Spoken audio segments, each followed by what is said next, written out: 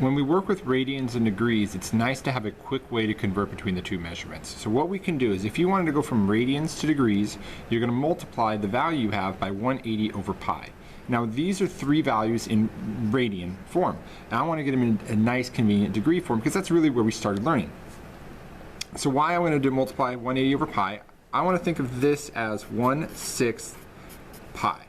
So if I multiply it by 180 over pi, the pi's multiply out to just become 1, and I'm left with essentially 1/6 of 180. Well, since 180 is pi in radian mode, we're looking at a fraction of it that converts. So 180 over 6 comes out to be 30 degrees. Same process for 4 pi over 3. I multiply it by 180 over pi. This becomes 4/3 times 180. I can reduce 3 and 180 to make that a 60. So now it's 4 times 60, and it's 240 degrees. For negative 3 pi over 4, same process. This gives me negative 3/4 times 180. If I reduce the 180 and the 4, I get 45 on top, and I'm left with 3 times 45, which is negative 135 degrees.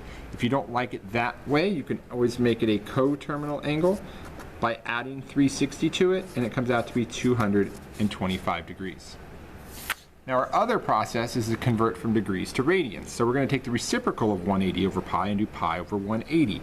Because now we want to bring a pi in and convert that value we have into a fraction over 180. So this becomes 90 over 180 pi, which reduces to be pi over 2. For 300 degrees,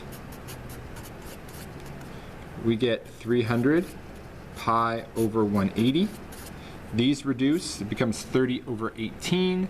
We could divide them again, and we get 15 over 9. Divide by 3, and it comes out to be 5 pi over 3.